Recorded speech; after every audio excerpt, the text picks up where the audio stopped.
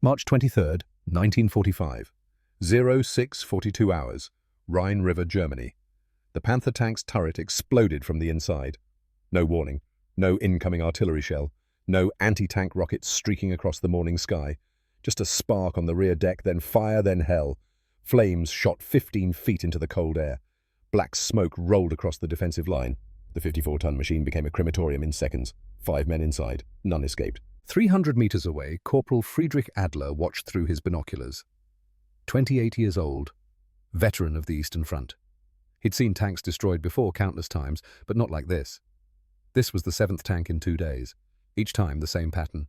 A single shot from across the river. A small impact. Then catastrophic internal explosion. The Americans had deployed something the Wehrmacht had never encountered. Something that violated every assumption about small arms capability. Across the Rhine, 1,800 yards distant, Staff Sergeant Elias Thornfield lowered his Browning M2 heavy machine gun. 28 years old, 5'10", 147 pounds, down from 163 when he'd arrived in Europe 4 months ago. He pulled a small notebook from his jacket pocket, wrote in precise mechanical script. March 23rd, 0642, Panther tank. Range 1,800 yards, M8 API, engine deck penetration, catastrophic kill. Total armored vehicles destroyed 43. 43 German tanks destroyed by 1 man, using ammunition that cost $1.75 per round. The Germans called these rounds Teufel shots, devil shots, bullets that exploded inside tanks. But the real story wasn't the ammunition. It was how a machinist from Akron, Ohio, had mastered a weapon nobody understood. Akron, Ohio, 1927. A 10-year-old boy stood beside his father in the machine shop at Goodyear Tire and Rubber Company. The lathe spun at 3,000 revolutions per minute. Metal shavings curled away from the cutting tool in perfect spirals. The air smelled of machine oil and hot steel.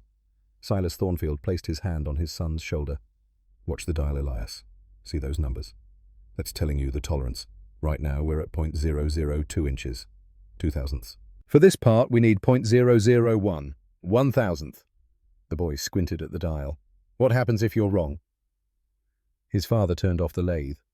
The machine wound down with a descending whine. If you're wrong, you waste the part, waste the material, waste the time. He picked up the freshly cut piece, held it up to the light. The difference between 0.001 and 0.002 is the difference between perfect and garbage. Measure twice, cut once, and never, ever guess. Those words would echo in Elias Thornfield's mind for the rest of his life.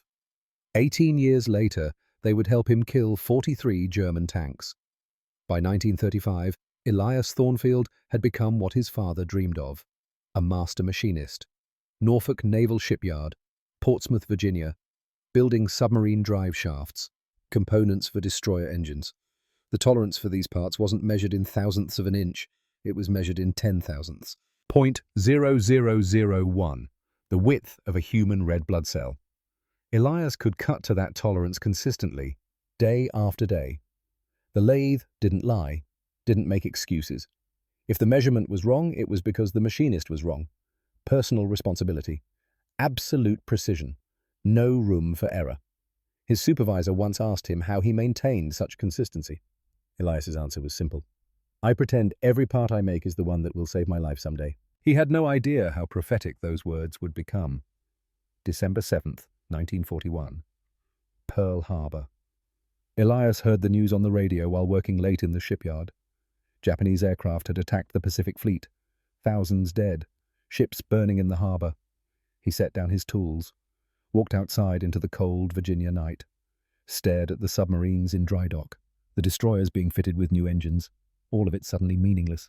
Because while he'd been cutting steel to 10,000ths of an inch, other men had been dying.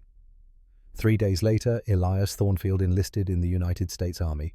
24 years old, underweight for his height, no combat experience. The recruiter asked him what skills he had. I'm a machinist. I work with precision equipment. The recruiter checked a box on the form. We'll find a use for that. Fort Benning, Georgia. Basic training. Elias learned to march. To disassemble and reassemble an M1 Garand in 90 seconds. To low crawl under barbed wire while instructors fired live ammunition 2 feet above his head. He hated every minute of it. This wasn't precision. This was chaos. Controlled chaos, perhaps, but chaos nonetheless. Everything about military life contradicted what his father had taught him. Hurry, rush, good enough, close enough, keep moving. Then they introduced him to the Browning M2 heavy machine gun, 50 caliber. 40 inches long, 84 pounds unloaded, effective range against infantry 1 mile, rate of fire 450 rounds per minute. The weapons instructor demonstrated the gun's operation. Sergeant Hayes, 42 years old, career Army, the kind of man who'd seen everything twice. This weapon can penetrate light armor, destroy aircraft, suppress enemy positions at extreme range, but it's only effective if you understand ballistics. He pointed to a chart showing bullet drop at various distances. At 500 yards, the bullet drops 24 inches.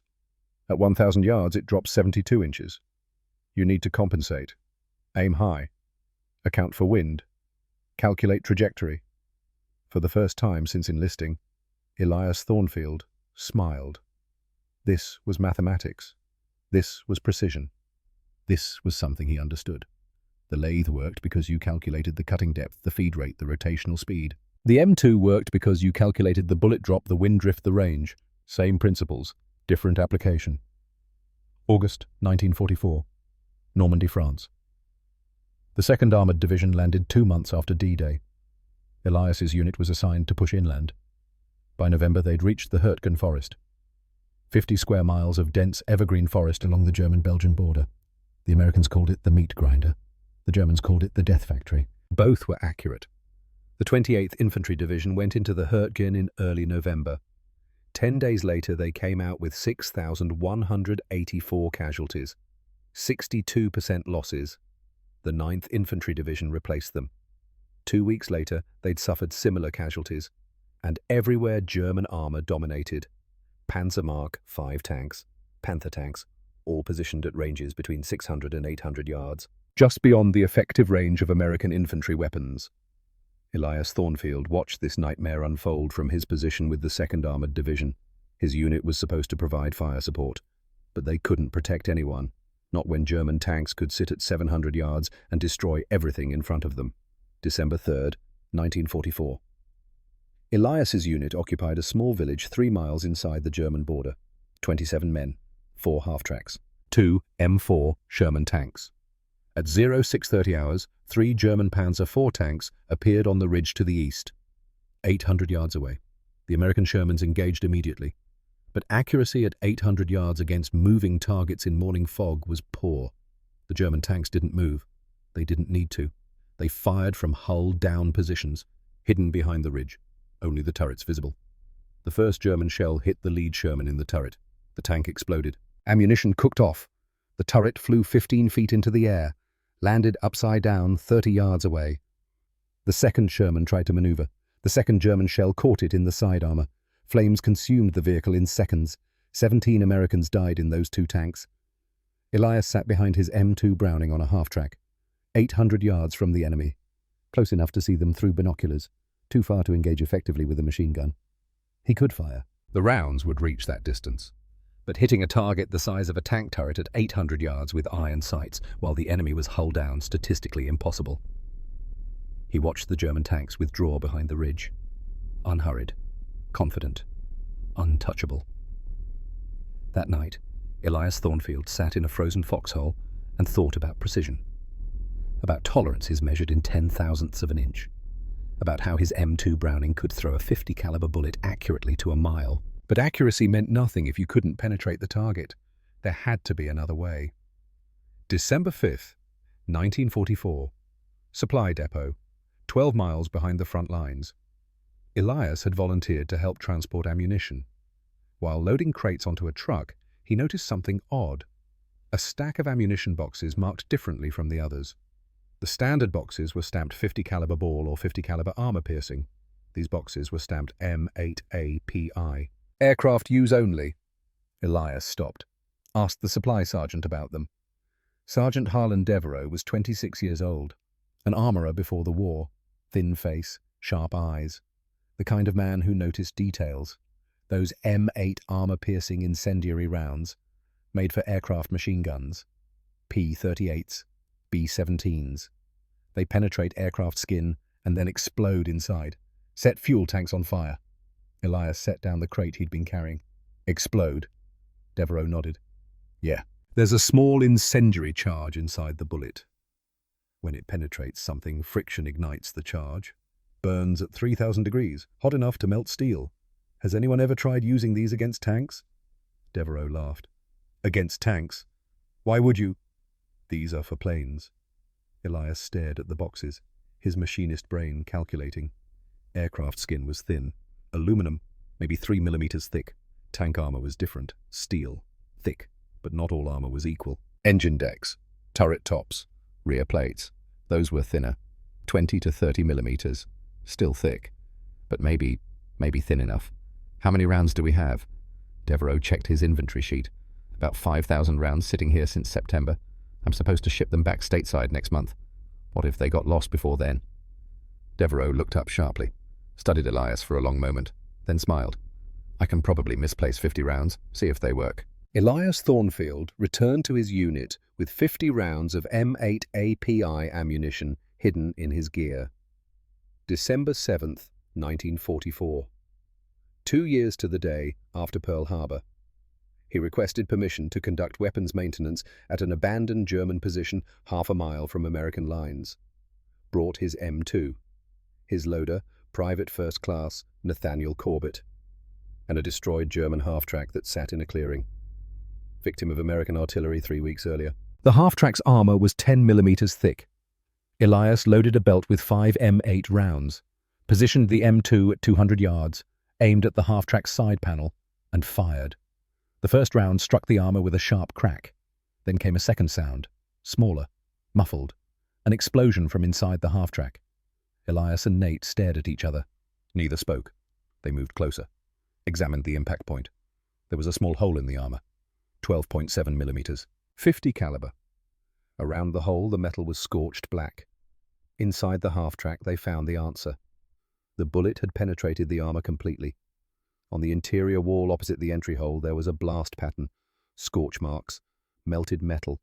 The incendiary charge had detonated after penetration. This wasn't aluminum aircraft skin.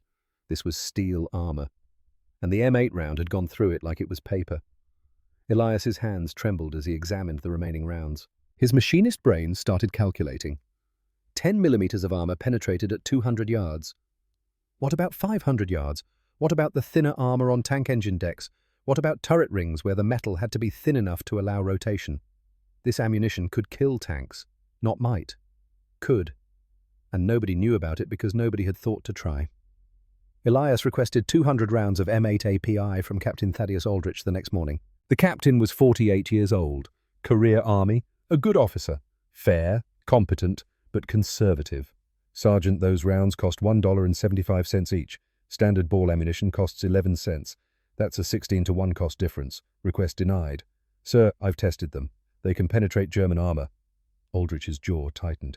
You obtained API rounds without authorization? Yes, sir. Those rounds are allocated for aircraft use only. Removing them from supply without proper requisition is theft of military property.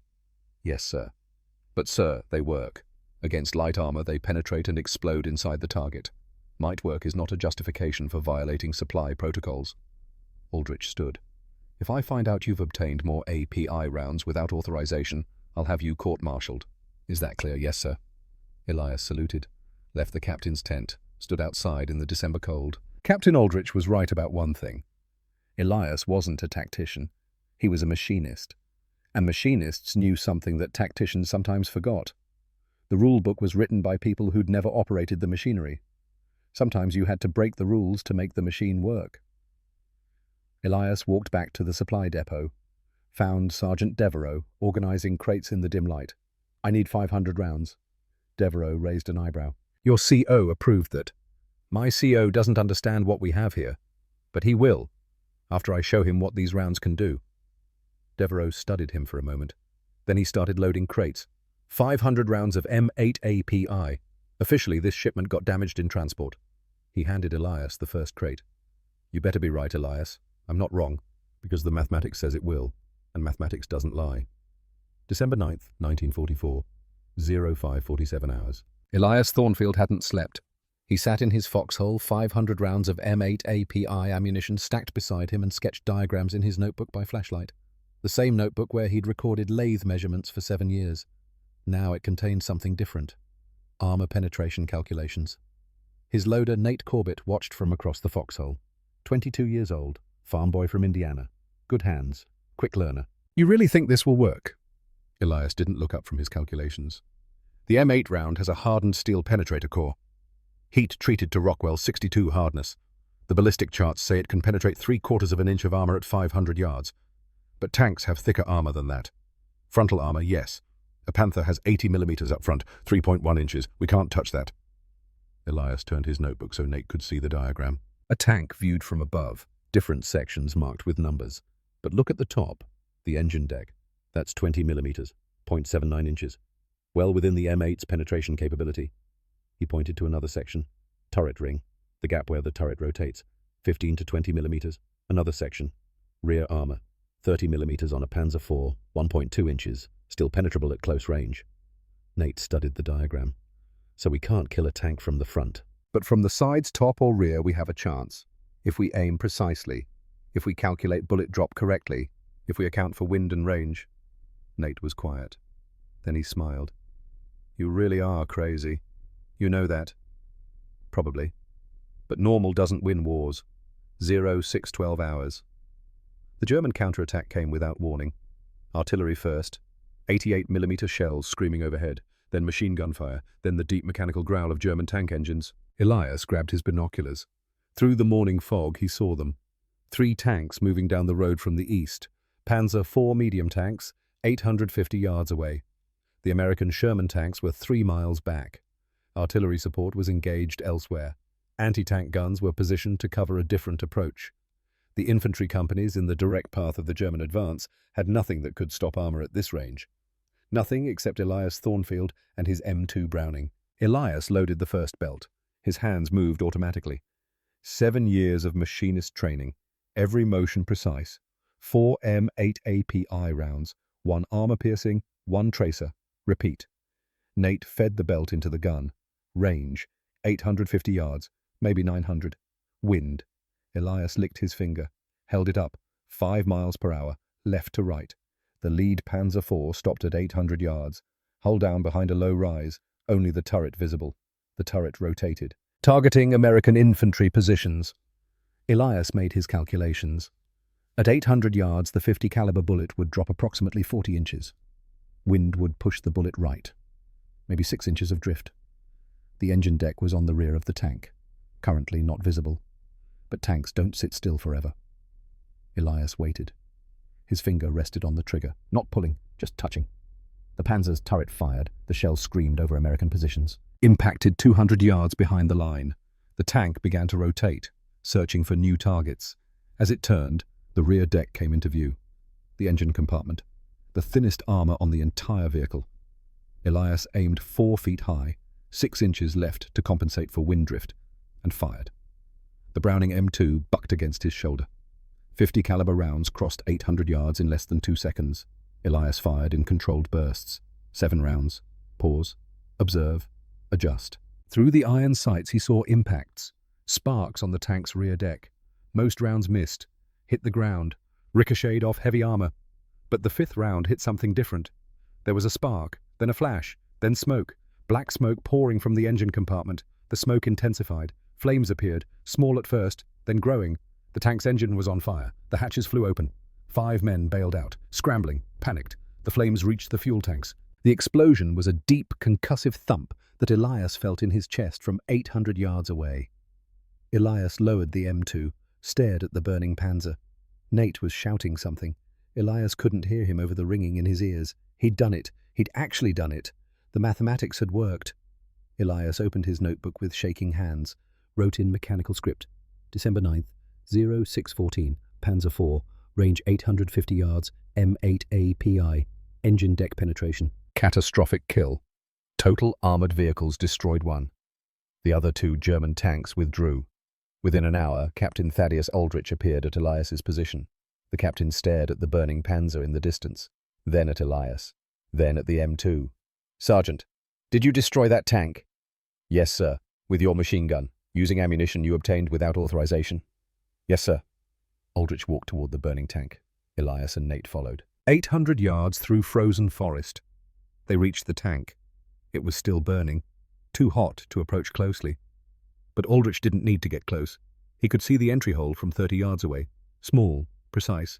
On the rear engine deck, 12.7 millimeters. Around the hole, the metal was scorched and buckled from the inside. Aldrich circled the tank slowly, finally spoke. Sergeant Thornfield, you stole military property, conducted unauthorized weapons testing, violated procurement protocols. Yes, sir. I should court-martial you. Yes, sir. Aldrich turned to face him. How many rounds do you have left? 493, sir. Tell Sergeant Devereaux those rounds are no longer being shipped anywhere. They're being allocated to 2nd Armored Division, effective immediately. Aldrich continued. You just proved that an $84 machine gun can kill a tank that costs $50,000. Using ammunition that costs less than $2 per round.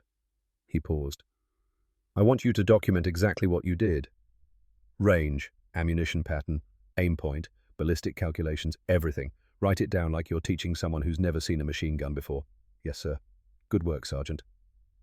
That night, Elias Thornfield filled 12 pages of his notebook, not with kill counts, with doctrine, ammunition pattern, mixed belt loading, 4M8 API, 1 armor piercing, 1 tracer. Repeat. Reasoning API for penetration and incendiary effect. AP for backup. Tracer for trajectory observation. Aim points. Primary engine deck. Thinnest armor. 20 to 30 millimeters. Contains fuel lines. High vulnerability. Secondary turret ring. Thin metal gap. 15 to 20 millimeters. Tertiary rear hull. 30 to 40 millimeters. Never engage frontal armor. Beyond M8 penetration capability. Ballistic compensation. 500 yards, aim 18 inches high. 800 yards, aim 40 inches high. 1,000 yards, aim 72 inches high. Fire discipline. Burst length 7 to 15 rounds. Pause between bursts 5 seconds minimum. Observe impact. Adjust aim. Displacement. After engagement, move immediately. 100 yards minimum. German counter-battery fire will target your position within 3 minutes. This wasn't just a personal reference. This was a training manual, because Captain Aldrich had already sent word up the chain of command. And the chain of command was interested. Elias Thornfield closed his notebook, stared at the December sky. Somewhere out there, German tanks were dug in, waiting, confident in their armor, confident in their superiority. They had no idea what was coming. The mathematics of war had changed, and Elias Thornfield held the equation. December 10th, 1944, 0720 hours. Elias Thornfield sat behind his M2 Browning in the same position he'd occupied yesterday. The burned-out Panzer IV still smouldered 400 yards to the east, black smoke rising into the grey December sky. A monument to what was possible. Word had spread overnight. Officers visited, asked questions, examined the wreckage, took photographs, measured the entry hole, calculated angles. But Elias wasn't thinking about visitors. He was thinking about the mathematics. If 1 tank could be destroyed this way, then 2 could, then 10, then however many it took. At 0735, 2 German Panzer IVs appeared on the eastern ridge, 900 yards distant, moving slowly, cautiously. They'd learned from yesterday. Elias loaded a fresh belt, the same pattern he'd documented last night. 4M8 API, 1 armor piercing, 1 tracer. Repeat.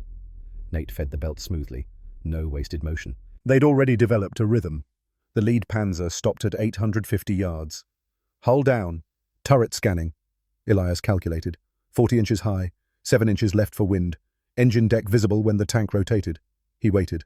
The Panzer turned, exposing its rear quarter.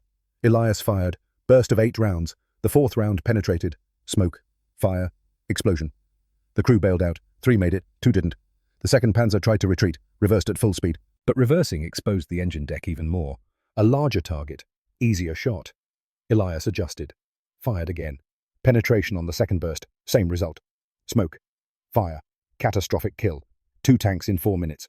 Elias wrote in his notebook. December 10th. 2 Panzer IVs. Range 850 yards. M8 API. Engine deck penetrations. Total 3. Nate stared at the burning vehicles. How many men Elias didn't look up from his notebook? 10. Probably. 5 per tank. Maybe 8 survived. Maybe. He closed the notebook. His hands were shaking slightly, not from fear, from the realization of what he'd just done. 10 men, dead, because he'd calculated bullet trajectories correctly. The mathematics didn't care about men, only about angles and distances and penetration values. December 12th, 1944. Tank number 4.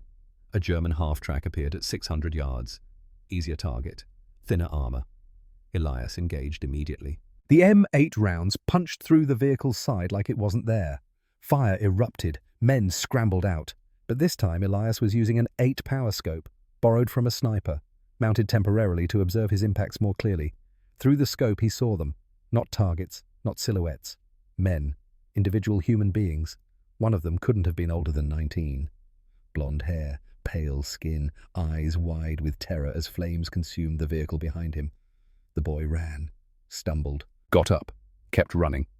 Elias could have fired again, could have cut him down. The boy was in the open, vulnerable, standard procedure. But Elias didn't fire. He watched the boy disappear into the tree line, watched the half-track burn, watched 3 bodies that didn't make it out.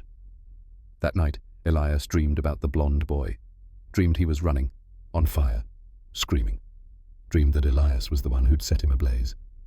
He woke up at 0300, couldn't fall back asleep. December 14th, tank number 5, a Panzer IV at 1,000 yards, the longest shot he'd attempted.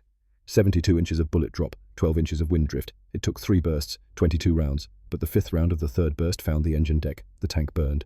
December 15th, tanks 6 and 7, 2 kills in one afternoon, both Panzer IVs, both at ranges exceeding 800 yards, 7 tanks in 6 days. Approximately 35 German soldiers dead, maybe 40.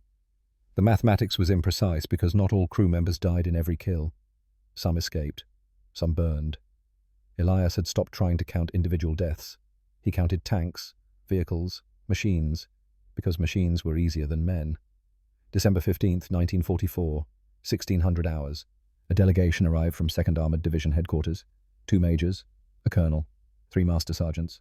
They wanted to see the technique demonstrated. Elias obliged.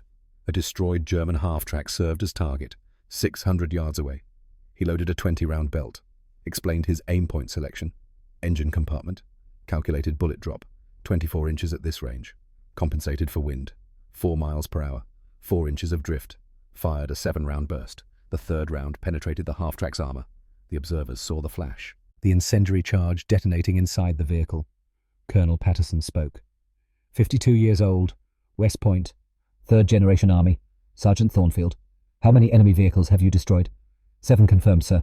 6 tanks, 1 half-track. And you developed this technique independently? No formal training? Yes, sir. I'm a machinist by trade. I applied the same principles I used in precision manufacturing. The colonel turned to the majors. Every M2 gunner in this division needs to learn this technique. One of the master sergeants spoke. Sergeant Major Wilson, combat veteran, practical-minded. Sir, this requires significant mathematical ability. Most gunners won't have that training. Elias interrupted. Respectfully, Sergeant Major, I disagree. I learned this mathematics as a 10-year-old in a machine shop. Any soldier can learn it. It's not about intelligence. It's about practice. Colonel Patterson smiled. Then you'll teach them, Sergeant. Starting tomorrow. 8 gunners from various companies. You have 1 week to make them proficient. For the next 7 days, Elias Thornfield became a teacher. 8 M2 gunners, ages 19 to 34, farm boys, factory workers, college students. Elias taught them the mathematics first, range estimation using geometry, bullet drop compensation, wind reading, wind. One of them, a 19-year-old from Nebraska named August Whitmore, threw down his pencil in frustration. I can't do this math. I barely passed high school. Elias picked up the pencil, handed it back. Did you hunt growing up? Yes, Sergeant. Did you lead ducks in flight aim where they were going to be? Yes, Sergeant.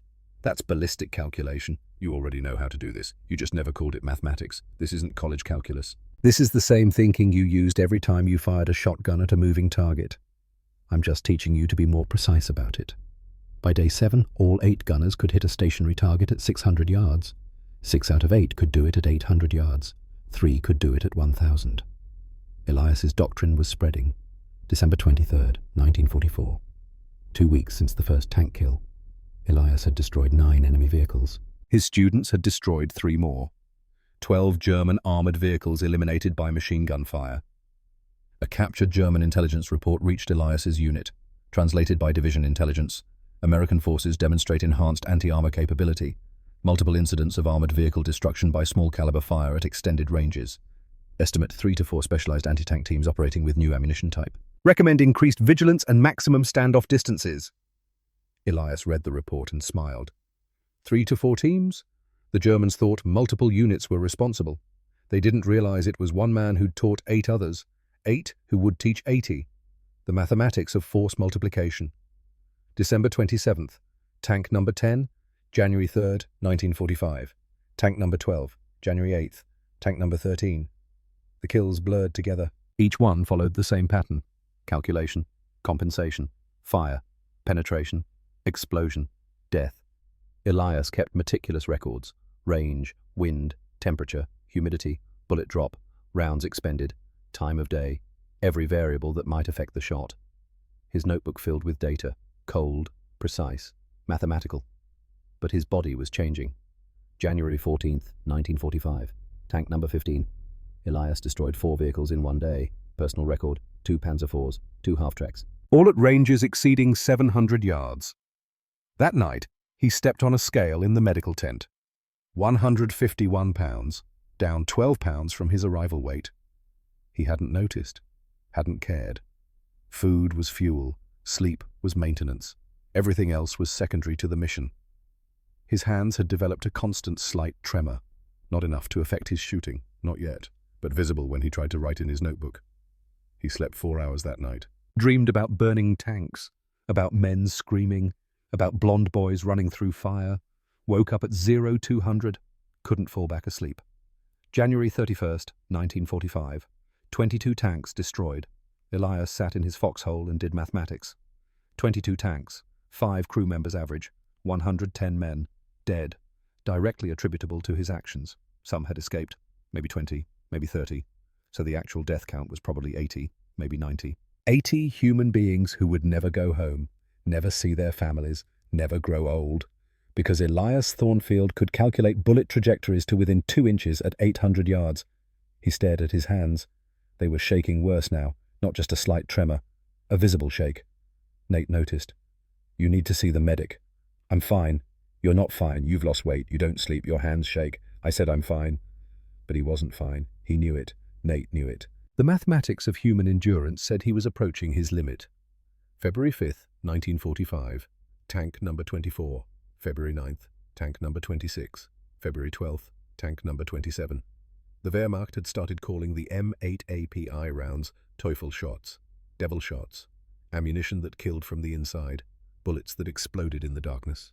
15 miles east, Corporal Friedrich Adler sat in a frozen bunker and read the latest casualty reports. 27 armored vehicles destroyed in 63 days, all by the same method. Small caliber penetrations, internal fires, catastrophic kills. The psychological impact was devastating. German tank crews were refusing to operate within 1,000 yards of American lines during daylight. Movement was restricted to night, to fog, to any condition that might hide them from the invisible enemy. But it didn't help. The Americans killed tanks at night, in fog, in snow. Wherever German armor appeared, it died. Friedrich wrote in his diary. February 15th, 1945. 4 more tanks lost yesterday. The Americans see through weather, through darkness. We are dying, and there is nothing we can do about it. The Teufel shots find us, always. February 15th, 1945. 1430 hours. Tank number 28. A German command car appeared on the eastern road, 850 yards distant, moving fast, trying to reach cover before American artillery could range it. Elias tracked it through his sights, calculated the lead. The command car was moving at approximately 30 miles per hour, 44 feet per second. At 850 yards, his rounds would take just under 2 seconds to arrive. The vehicle would travel 88 feet in that time. He aimed 12 feet ahead of the vehicle, compensated for bullet drop, for wind, for the Earth's rotation, for every variable that mattered. Fired. A 6-round burst. The first 2 rounds missed, impacted dirt where the vehicle had been. The 3rd round hit the engine block, punched through, continued into the passenger compartment. The command car swerved, crashed, stopped. 2 men inside, the driver, and a young soldier in the passenger seat. Through his 8 power scope, Elias saw them clearly. The driver was older, 40 maybe. Officer's uniform. The passenger was young, 19 at most.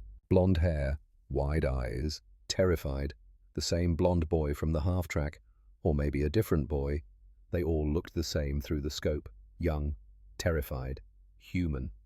The third round had penetrated the firewall, hit the passenger, not a kill shot, a wound. The boy fell from the car, screaming, blood on his uniform. Other Germans ran to help him. 4 men, 5, exposed, in the open, easy targets. Elias's finger rested on the trigger. Standard procedure said to fire. Enemy soldiers in the open. Eliminate them. But Elias was staring at the wounded boy, watching him scream, watching men try to save him. 1 second passed. 2, 3. Nate spoke quietly. Why aren't you shooting? Elias didn't answer. Couldn't answer. His finger was frozen on the trigger. Not pulling, not releasing, just frozen.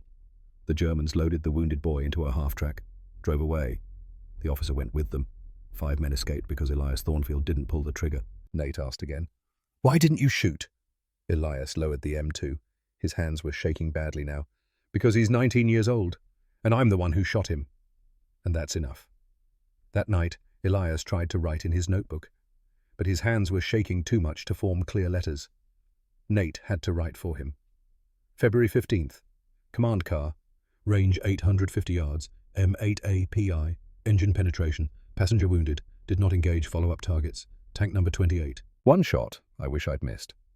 The next morning, Medical Captain Jonas Harwell found Elias in his foxhole. Harwell was 43 years old. Boston. Surgeon before the war. He'd seen enough combat stress to recognize the signs. Sergeant Thornfield.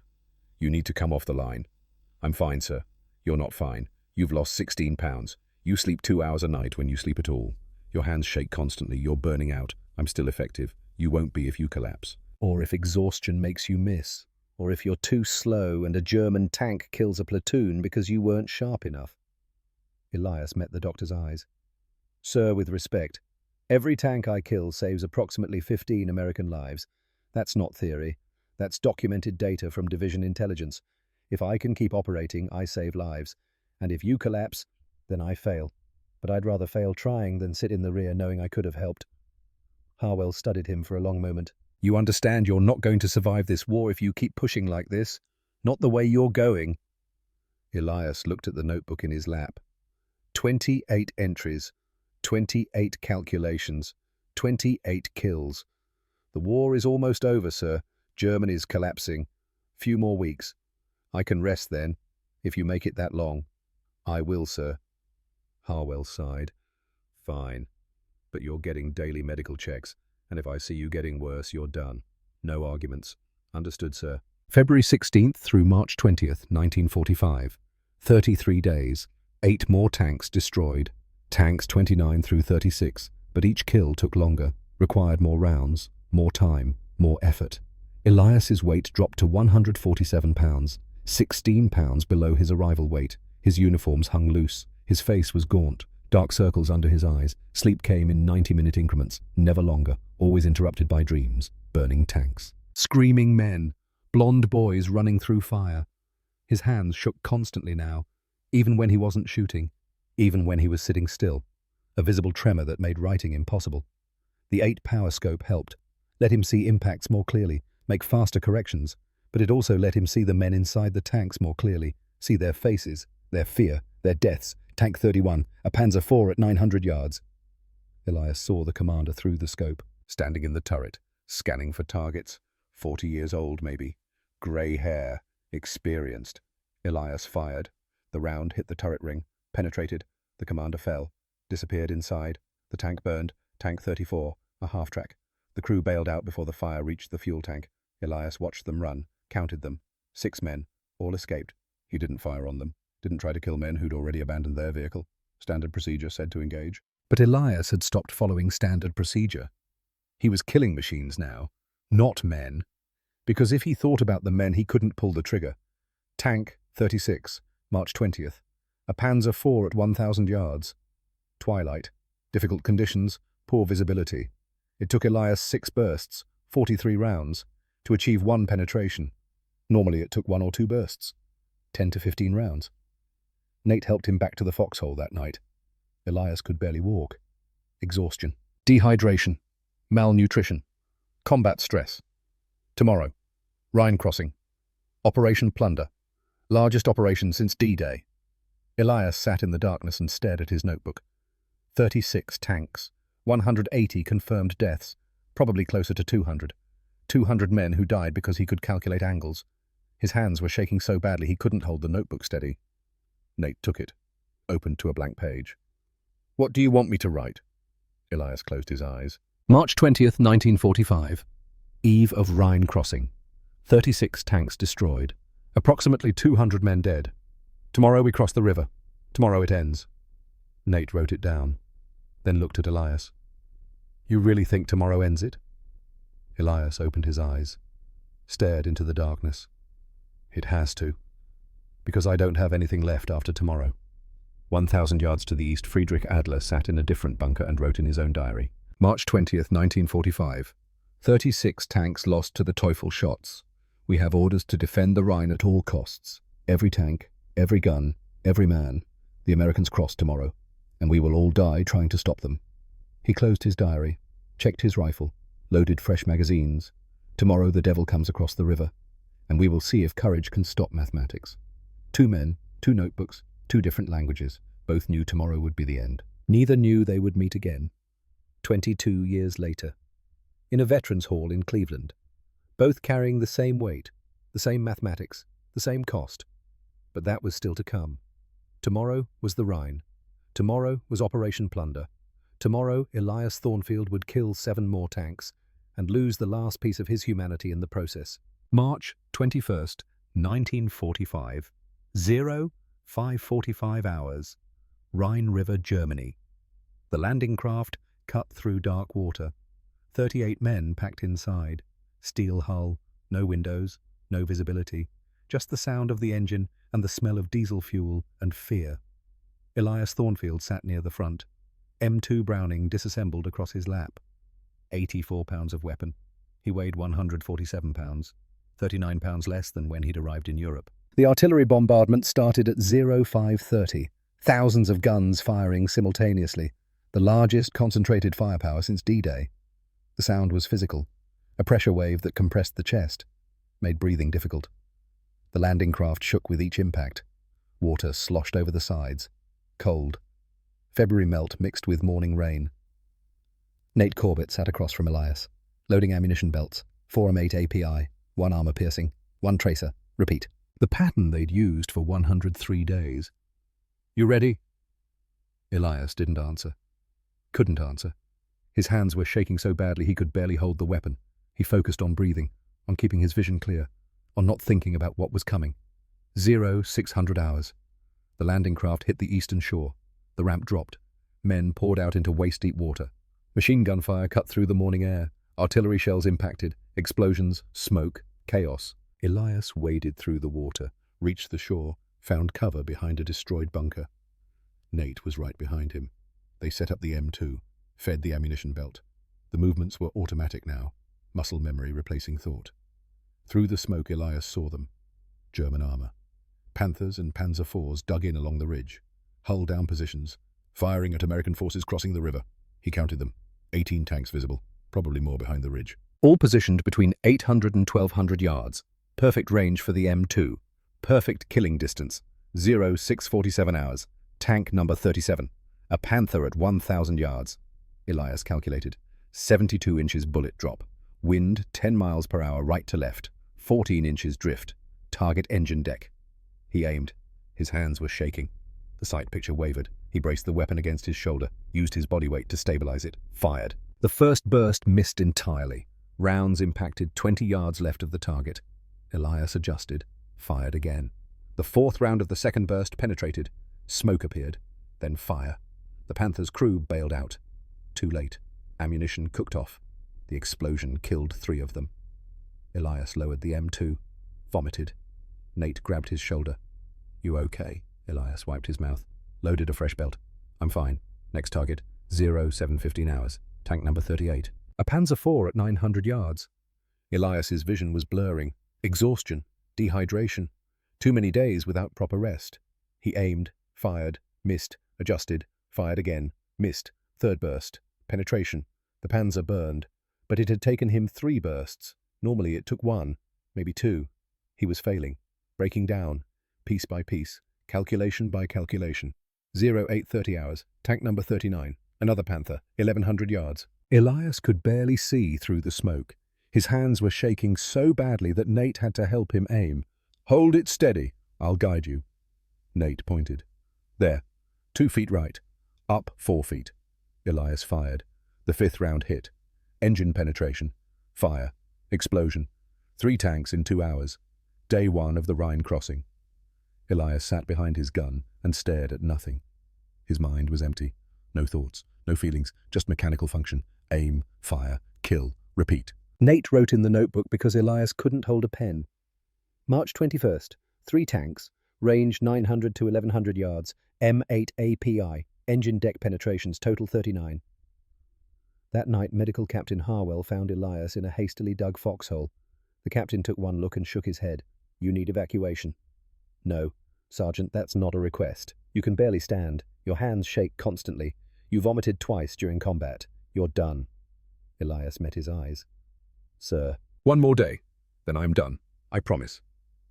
Harwell stared at him for a long moment. "Why? Why 1 more day?" "Because there are still German tanks on that ridge. And every tank I kill saves American lives. I can't stop. Not until it's finished. If you collapse out there, you're no good to anyone. I won't collapse." But he wasn't sure. Wasn't sure of anything anymore except the mathematics. And the mathematics said 1 more day. March 22nd, 1945. Day 2. 0600 hours. German counterattack. 6 Panthers advancing. Desperate attempt to push American forces back across the river. Elias engaged immediately. Tank number 40 at 800 yards. His first burst missed entirely. Hands too unstable. Nate grabbed the gun, helped him stabilize it. "Breathe. Like you taught us. Breathe."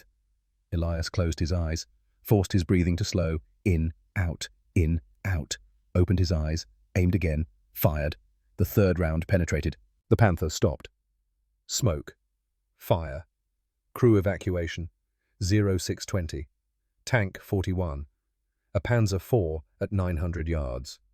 Elias's vision was doubling. He blinked, tried to clear it, couldn't.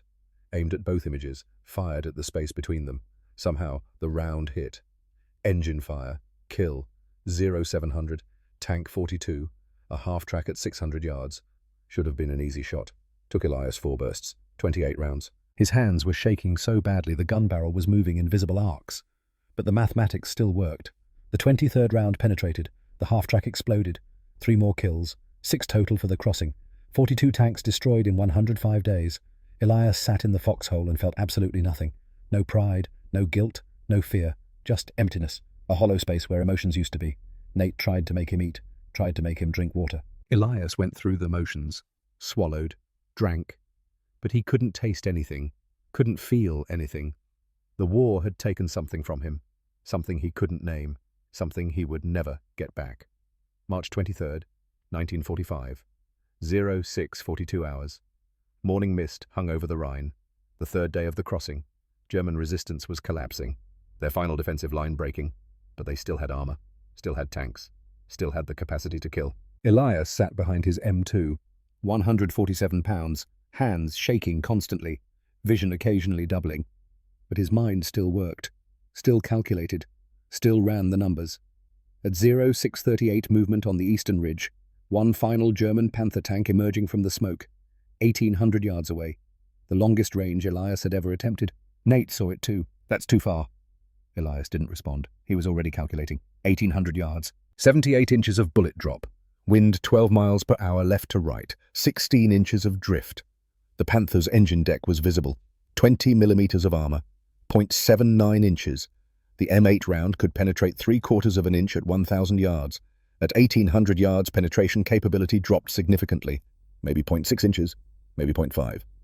The mathematics said it was possible. Barely. The margin of error was almost 0, but possible. Elias loaded a fresh belt. His hands were shaking so badly that Nate had to help. "You don't have to do this. Let artillery handle it." Elias braced the gun against his shoulder, used his entire body weight to stabilize it. "I have to finish it."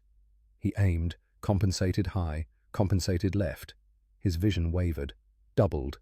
He blinked, forced it to clear, fired. The first burst missed. Rounds impacted 30 yards short, kicked up dirt and smoke. Elias adjusted, aimed higher, further left. Fired again. The fifth round of the second burst crossed 1,800 yards in 2.3 seconds. Dropped 78 inches from bore axis, drifted 16 inches right from wind, travelled through morning mist and smoke and the accumulated chaos of 3 days of combat, and hit. A small spark on the Panther's rear deck, 12.7 millimeters of hardened steel punching through 20 millimeters of armor. The incendiary charge ignited. 3,000 degrees. Melting steel, igniting fuel lines. The Panther's engine exploded. Flames shot 15 feet into the air. Black smoke rolled across the ridge. The crew tried to bail out. The commander made it, fell from the turret, stumbled away, on fire. The other 4 crew members never emerged. The ammunition cooked off. Secondary explosions ripped the tank apart. Pieces of armor plating flew through the air, landed 200 yards away. Elias lowered the M2, stared at the burning Panther across the river. Felt nothing. No satisfaction, no pride, no guilt, no horror. Just emptiness. Complete and total emptiness. He'd calculated the trajectory, compensated for every variable, executed the shot with precision, killed 5 men from 1,800 yards away, and felt nothing. Nate was shouting something. Elias couldn't hear him, couldn't hear anything except a high-pitched ringing in his ears. The notebook was in Nate's hands. He was writing. Elias couldn't read the words, couldn't focus his eyes. Nate showed him the page. March 23rd, 1945. 0642. Panther tank. Range 1,800 yards. M8API. Engine deck penetration. Catastrophic kill. Total armored vehicles destroyed 43. 43. Elias did the mathematics automatically. 43 tanks. 5 crew members average, 215 men, dead, directly attributable to his actions. 215 human beings who would never go home. 215 mothers who would receive telegrams. 215 families destroyed. Because Elias Thornfield was very, very good at calculating bullet trajectories. He closed his eyes, tried to feel something. Anything. Remorse, guilt, pride, fear. Nothing came. The war had burned out everything inside him, left him hollow, a machine that calculated and killed and felt nothing at all. Captain Harwell appeared 30 minutes later, took one look at Elias and called for a stretcher. Elias didn't resist, didn't argue, let them carry him away from the gun, away from the river, away from the burning Panther that marked his 43rd kill. 6 weeks later, he was in a hospital in England. Combat exhaustion, the doctors said. Severe malnutrition. Post-traumatic stress. They kept him under observation, tried to get him to talk. He didn't, couldn't. There were no words for what he'd become. May 7th, 1945, VE Day. Germany surrendered. Elias Thornfield sat in a hospital bed and stared at the wall. Other patients celebrated, cheered, cried with relief. Elias felt nothing. The war was over. But the mathematics remained. 43 tanks, 215 men. The numbers didn't change because a treaty was signed. June 19th, 1945. Akron, Ohio. Elias stepped off the train. Uniform hanging loose on his frame. Duffel bag over one shoulder. Notebook locked in a footlocker that would go directly to the basement. His father, Silas Thornfield, waited at the station. 63 years old. Grey hair, weathered hands. He looked at his son and said nothing. There was nothing to say. They both knew what had happened, what war did to men. They drove home in silence. June 25th. Elias returned to work at Goodyear. Same lathe, same tolerances, same precision work. As if nothing had changed. Except everything had changed. October 7th, 1945. Elias met Ruth Abernathy at a church social. 23 years old, librarian, kind eyes, patient disposition. They married 6 months later. She never asked about the war, never pressed, never demanded explanations for the nightmares that woke him 3 nights a week, for the way his hands shook when he tried to write, for the locked box in the basement that he never opened. She understood somehow that some things couldn't be spoken. They had 4 children over the next 10 years, 2 boys, 2 girls. Elias taught them precision, measure twice, cut once, never guess. He was a good father, present, attentive, but distant in some fundamental way. A part of him locked away where no one could reach it. 37 years at Goodyear. Same job, same lathe, same measurements. The precision work kept him sane, or kept him functional. He wasn't sure there was a difference anymore. When neighbours asked if he'd served, he said yes. When they asked what he'd done, he said, machine gunner. When they tried to ask more, he changed the subject. For 22 years, Elias Thornfield carried the weight of 215 souls in silence. Until November 11th, 1967. Veterans Day, Cleveland, Ohio. Veterans of Foreign Wars Hall. Elias was 50 years old. Grey hair, reading glasses. 20 pounds heavier than his combat weight. He attended because his youngest son Michael had asked him to, practically begged. Please, Dad, just this once. I want to understand what you did. So Elias went. The hall was filled with men in their 40s and 50s, World War II veterans, Korea veterans. They wore their uniforms, displayed their medals, told stories, laughed, remembered. Elias sat alone in a corner, didn't wear his uniform, didn't display medals, didn't tell stories. At 1600 hours, a man approached, slight German accent, maybe 2 years younger than Elias. You were 2nd Armoured Division. Elias looked up. The man was thin, 5'9", weathered face, sharp eyes. Yes. Rhine Crossing, March 1945. Yes. The man sat down without invitation, extended his hand. Friedrich Adler.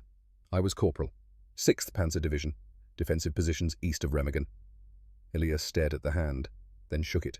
Friedrich's grip was firm. Working man's hands. You were machine gunner. M2 Browning. Yes. Friedrich smiled. No humor in it. You killed my friends. 7 tanks in 2 days, March 21st through 23rd.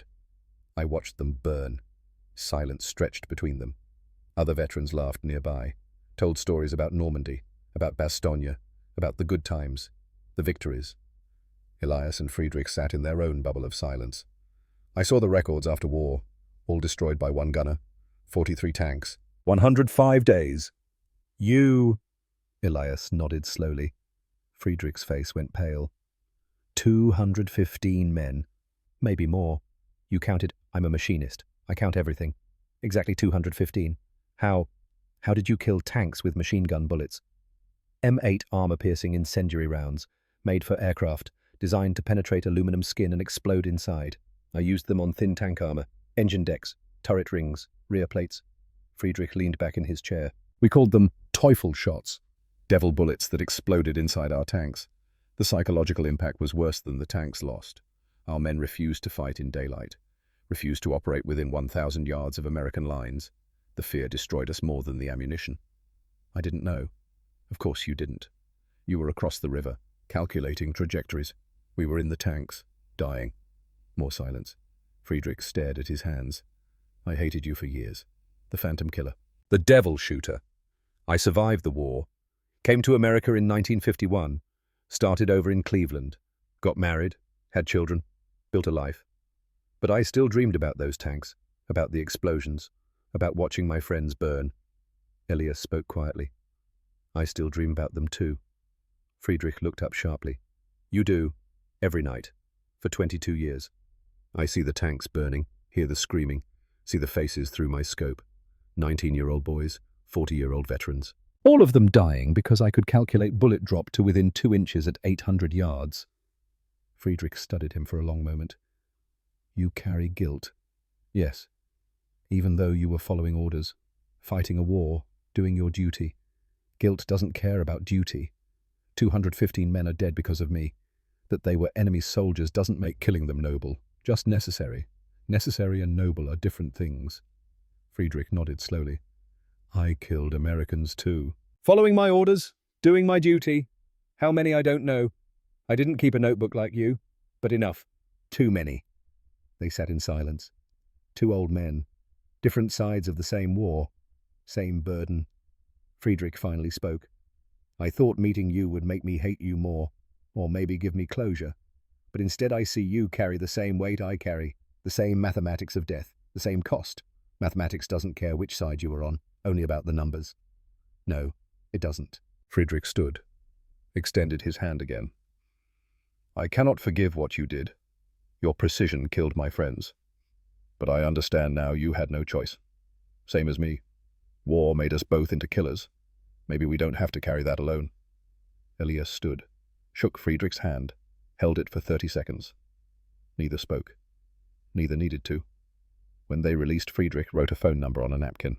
Call me, if you want. Sometimes it helps to talk to someone who understands. Elias took the napkin. Put it in his pocket. Same for you. They met twice a year after that. For coffee, for lunch. They never discussed the war directly. Never talked about specific kills or specific battles. Just sat together. Two men who understood what it meant to be very good at killing, and to carry that knowledge for decades. Friedrich never told his family about Elias. Elias never told his family about Friedrich. It was their burden, their mathematics, their cost. March 15th, 1981. The United States Army declassified operational reports from the European theatre. Historians discovered Elias Thornfield's 43 tank kills in the archives. The Akron Beacon Journal ran a front-page story. Local war hero, highest tank kill count by machine gun in World War II. Precision gunner, mathematical genius. They interviewed Elias at his home. He was 64 years old, recently retired from Goodyear. The reporter was young, 26, eager, enthusiastic. Mr. Thornfield, how does it feel to be a hero? Elias looked at him for a long moment. I'm not a hero. I was a machinist who learned to aim.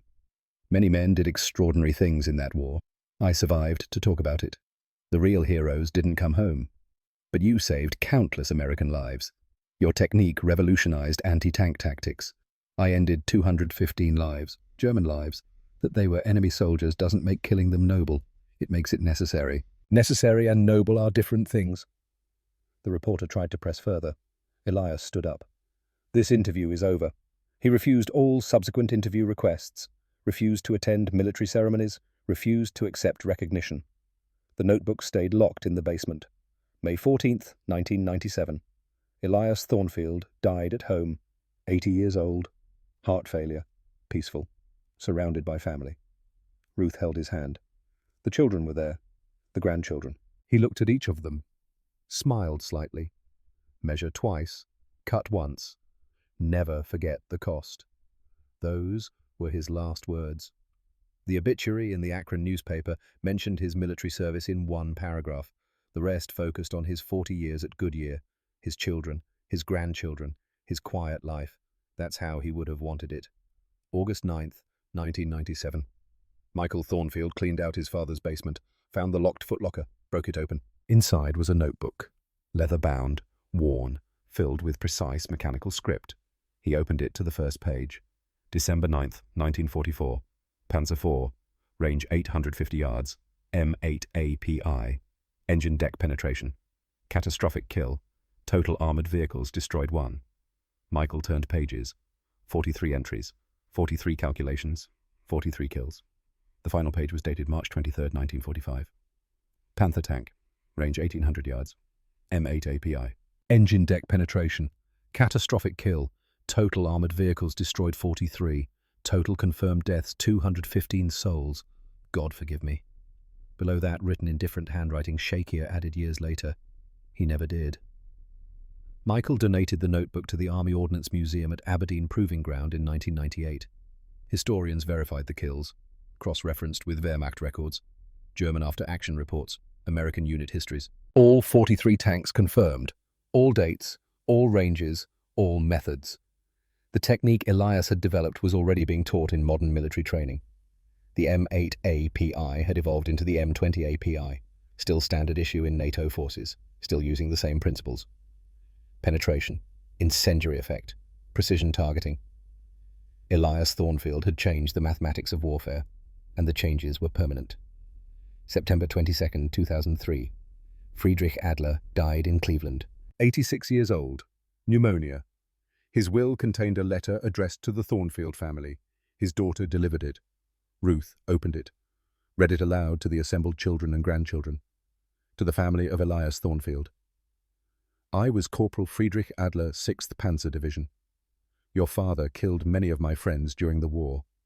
For years I hated him. But when we met in 1967 I understood. He carried guilt for 215 deaths. But his precision shortened the war.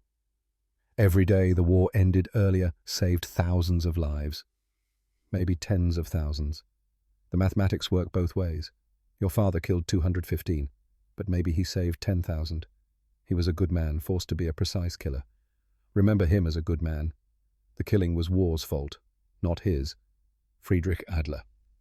Ruth folded the letter, put it in the notebook with Elias's final entry. The Army Ordnance Museum displays Elias Thornfield's M2 Browning in a prominent position.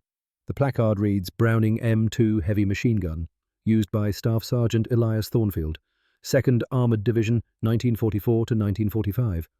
43 enemy armoured vehicles destroyed using M8 armour-piercing incendiary ammunition. Longest confirmed kill, 1,800 yards. This weapon represents American ingenuity, precision thinking, and the mathematics of warfare. Next to the weapon is the notebook. Open to the final page. The entry from March 23rd. The calculation. The kill. The guilt. 200,000 visitors per year see it. Read the entries. Marvel at the precision. The mathematics. The innovation. Most don't understand what they're seeing. They see a hero. A success story. American ingenuity, triumphing over superior enemy equipment. They don't see the cost, the 215 souls, the 52 years of nightmares, the trembling hands, the hollow eyes, the weight that crushed a good man slowly over decades. They don't see the boy from Akron who learned to measure tolerances to 10,000ths of an inch and applied that precision to killing, who calculated trajectories and compensated for wind and punched holes in armor from impossible distances, who did his duty and paid the price every day for the rest of his life. Ruth Thornfield visited the museum once, in 2004, stood in front of the M2, read the placard, looked at the notebook. A young soldier approached her, asked if she knew anything about Sergeant Thornfield. She smiled sadly. I knew him. He was my husband, and he was the best man I ever met. But the war broke something in him that never healed. He carried those 215 men until the day he died, carried them with precision, with honor, with unbearable weight. The soldier nodded respectfully. He was a hero. Ruth shook her head. He was a machinist who learned to aim. The heroes didn't come home. She left the museum, never returned. Elias Thornfield's gravestone in Akron Cemetery is simple. Ruth chose the inscription, Elias Thornfield, 1917 to 1997. Machinist, father, husband, soldier. He measured twice, cut once, and never forgot the cost. No mention of 43 tanks, no mention of 215 deaths. No mention of the M2 Browning or the M8 API or the 1,800-yard shot that closed his war. Just the essential truth. He measured. He cut. He remembered the cost. For 52 years he remembered, and in the end, that was the heaviest burden of all. Not the killing, the remembering. The mathematics of war doesn't account for memory, doesn't calculate the cost of counting souls, doesn't measure the weight of precision when precision means death. Elias Thornfield knew that mathematics, carried it, until it was finally mercifully over.